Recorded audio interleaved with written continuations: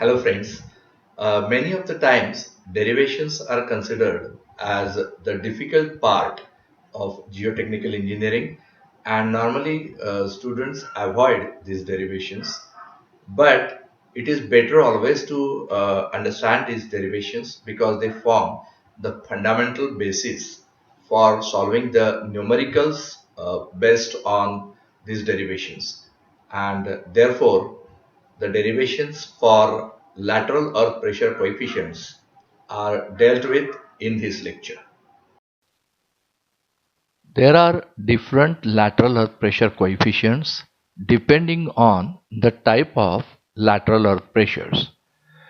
So in retaining structures, the coefficient of active earth pressure Ka needs to be considered in the estimation of lateral earth pressure.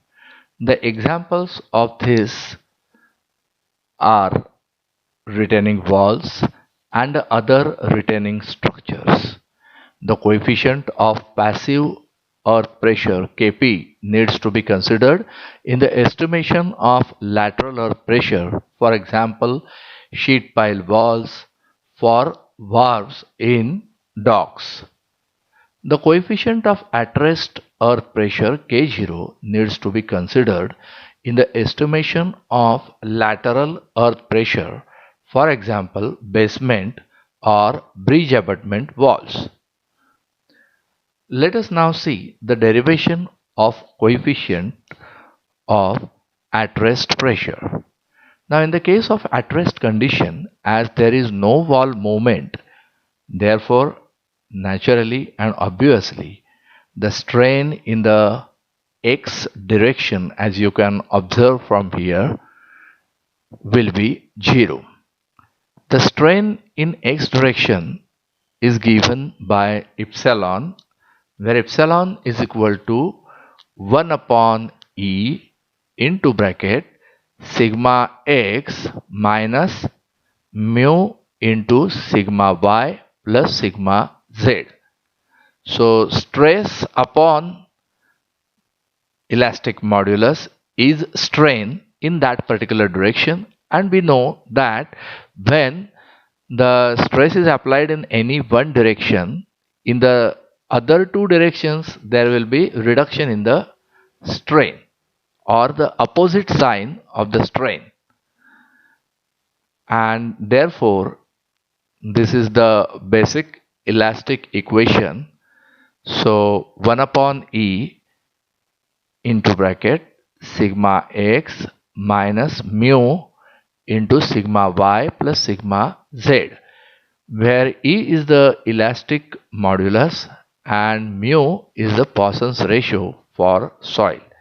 However, for at rest condition, as no wall movement is taking place, so we can consider epsilon x is equal to 0, and then we can write, if this becomes 0, so this negative quantity will go on the other side, so we can write sigma x is equal to mu into sigma y plus sigma z. Now the intermediate and minor principal stress, if we consider equal, that is sigma x is equal to sigma y, if we consider, then sigma x is equal to mu into, we will replace this sigma y by sigma x plus sigma z. Therefore sigma x is equal to mu into sigma x plus mu into sigma z. Now this mu into sigma x we will bring together the term with the term sigma x, and that's why sigma x is equal to 1 minus mu into sigma z. So we can write sigma x is equal to mu upon 1 minus mu into sigma z, where sigma x is the lateral pressure and sigma z is the vertical pressure due to overburden of soil, which is equal to gamma into depth z. So the quantity mu upon 1 minus mu is K0, which is coefficient of lateral earth pressure in at rest condition. Now let us see the derivation for coefficient of active earth pressure. For dry and cohesionless soil with vertical and smooth retaining wall and backfill is horizontal and flush with the top. So this particular backfill is dry and cohesionless, wall is vertical and smooth, and backfill is horizontal and flush with the top of the wall. Therefore, if we consider a soil element in this backfill, then sigma 1 will be equal to gamma into h if the soil element is situated at a depth h below the surface. And sigma 3 represents the lateral earth pressure Pa in active state. Now if we consider Mohr's circle, then the soil being cohesionless soil, the failure envelope will not have any y-intercept, but it will start from the origin, and that is why this angle will be phi. If we plot a Mohr circle, then sigma 1 will be equal to gamma h, sigma 3 equal to Pa. So sigma 1 minus sigma 3 will be the radius. Therefore, we can write sigma 1, which is gamma into h, minus sigma 3, that is minus Pa, divided by 2 is the radius of the Mohr circle. OP, if we consider, then this radius plus this Pa, and that's why we can write gamma h minus Pa divided by 2, which is radius, plus Pa. So plus Pa minus Pa by 2 will give us plus Pa by 2. So gamma into h plus Pa divided by 2. Now sin phi, if we consider in triangle OQP, then in this triangle sin phi will be equal to opposite side QP upon hypotenuse OP. But what is QP? QP we have found out as the radius. See, QP is the radius of Mohr circle, and OP is equal to, we have worked out that half gamma h plus Pa. Now by cross multiplication we can write sin phi, half and half will get cancelled, so sin phi into gamma h plus Pa will be equal to gamma h minus Pa. If we open the bracket, then sin phi into gamma h plus sin phi into Pa is equal to gamma h minus Pa. As we want to find out, estimate what is the expression for Pa, so we will bring the terms containing Pa together, and that's why when Pa goes here, it becomes positive, and sin phi gamma h when comes here, it becomes negative. So Pa plus sin phi Pa plus sin phi Pa, and gamma h minus sin phi into gamma h. Here gamma h is constant, here Pa is constant, so we have taken it out, and therefore what we get is Pa is equal to 1 minus sin phi upon 1 plus sin phi, because this 1 plus sin phi will go here in the denominator, and in the numerator 1 minus sin phi will be there. Therefore Pa is what? Sigma 3, gamma h is what? Sigma 1, and therefore sigma 3 is equal to 1 minus sin phi upon 1 plus sin phi into sigma 1. Therefore this quantity 1 minus sin phi upon 1 plus sin phi is coefficient of active earth pressure Ka. Okay, so Ka is equal to sigma 3 upon sigma 1, which is equal to 1 minus sin phi upon 1 plus sin phi, and it is also expressed as tan square 45 minus phi by 2. Then let us see the derivation for coefficient of active earth pressure Ka for inclined backfill with vertical wall. For dry and cohesionless soil with vertical and smooth retaining wall and backfill is inclined. So wall is vertical, back is smooth, but backfill is inclined. It is not flush this time, it is inclined at an angle beta with the horizontal, and as the backfill has become inclined. So we can see the pressure base of the pressure diagram is also inclined at the same inclination, though the value is still Ka gamma into H. And the position of the total thrust acting on the ball due to this backfill is same, that is at h by 3 as the earlier case when backfill is not inclined. Now let us consider a soil element A at a depth z below the inclined surface. Then this particular width of the element, inclined width of the element, if it is B, then horizontal width will be B cos beta, because this angle is beta as we are observing here. Element lies at a depth z below the soil mass, and therefore the lateral earth pressure Pa will also be acting at an angle beta with the horizontal. What is beta? Beta is the angle of inclination of surcharge.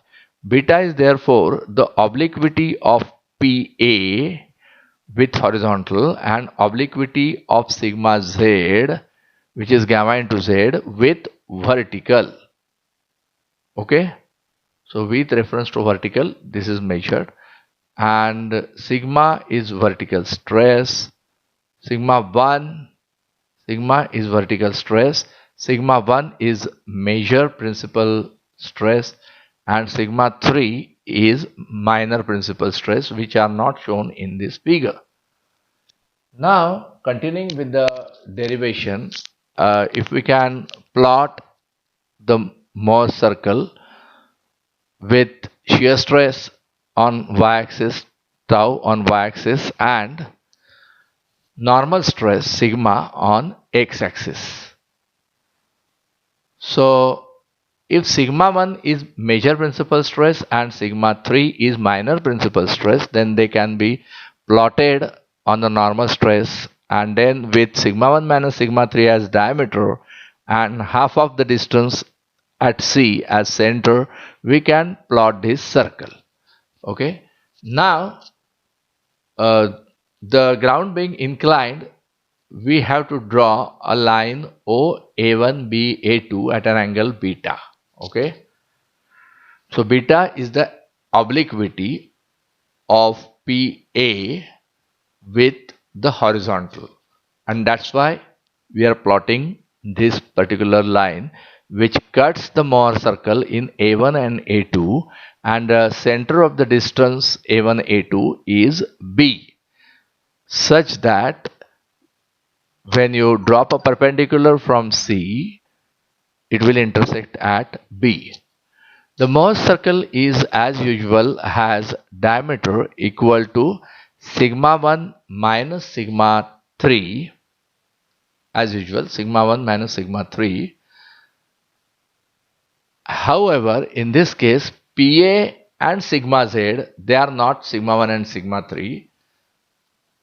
They cannot be principal stresses. Why they cannot be principal stresses? Because, as we are saying here, they are not perpendicular to this surface, and therefore these are not principal planes, and therefore those are not the principal stresses. And therefore, how to move ahead in this case then? So however, in this case, Pa and sigma z are not the principal stresses. So how can we plot them then?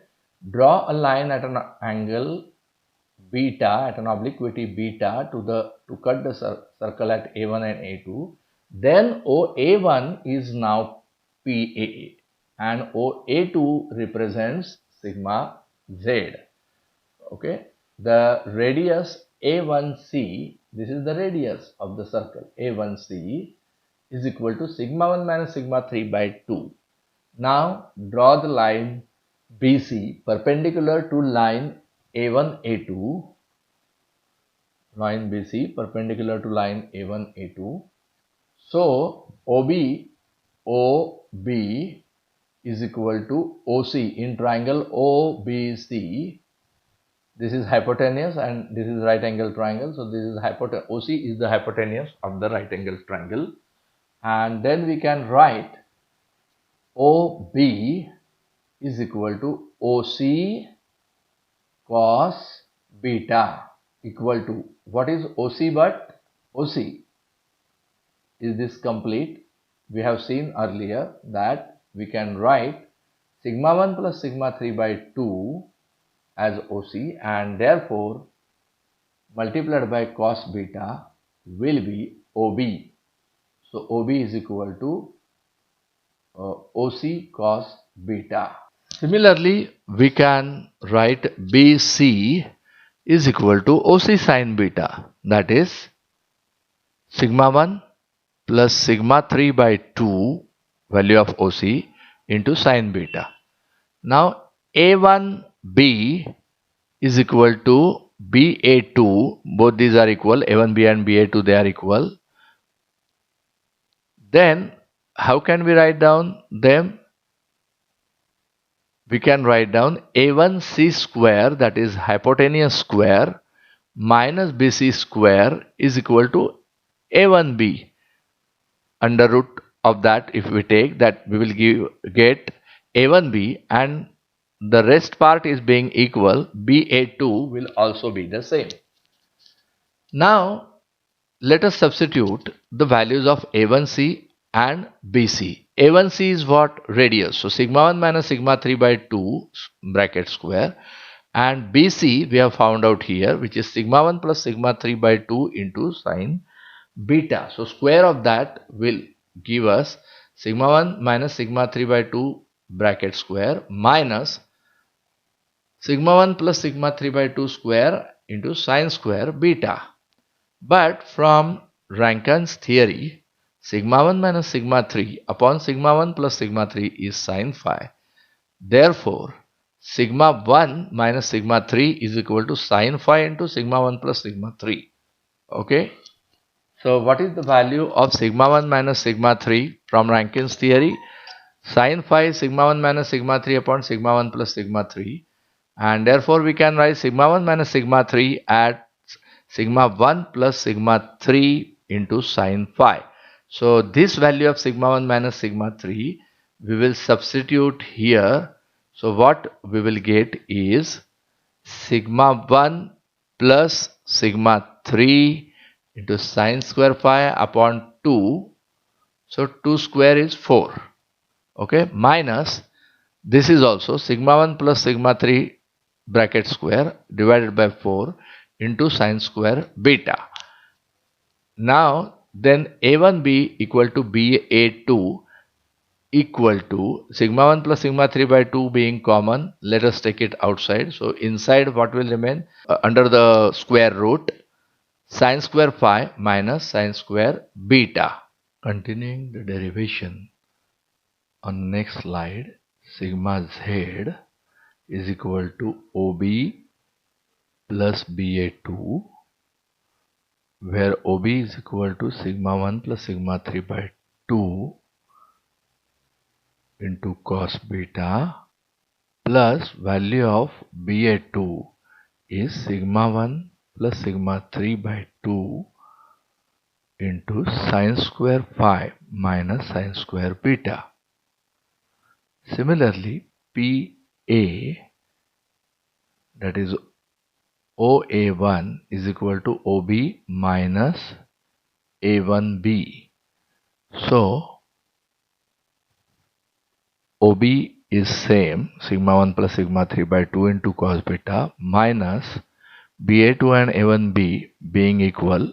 Again we will write the same part. So here there is just a difference of sign. Here it is plus, here it is minus, and therefore K is equal to PA upon sigma, which is equal to cos beta minus sine square phi minus sine square beta under root divided by cos beta plus under root sine square phi minus sine square beta. Here the quantity K is called as conjugate ratio of lateral earth pressure. Now sigma is equal to volume into density, because volume is in meter cube, density is in kilonewton per meter cube. So meter cube into kilonewton per meter cube is kilonewton divided by area is meter square. So kilonewton per meter square will give us sigma. If we go back to this element A, then we find that inclined width is B and therefore horizontal width is B cos beta. Okay, so B cos beta is the width and therefore B cos beta into Z is the column of soil above the soil element into unit thickness perpendicular to the plane, so that gives us volume, into density or unit weight gamma divided by area B into 1. And therefore if we solve this, we get gamma z, because B and B cancels. So what we get is gamma into z into cos beta is sigma. Substituting this value of sigma in above equation for K, we can write Pa is equal to sigma into K is equal to sigma is gamma z and K is cos beta into all this quantity. So that gives us Pa, where Ka is gamma into Z is as usual, and this particular part cos beta into cos beta minus under root sin square phi minus sin square beta upon cos beta plus under root sin square phi minus sin square beta is the value of Ka, that is lateral earth pressure coefficient in active state when the backfill is inclined and wall is vertical. So I hope now the derivations for lateral earth pressure coefficients are clear to you in this lecture.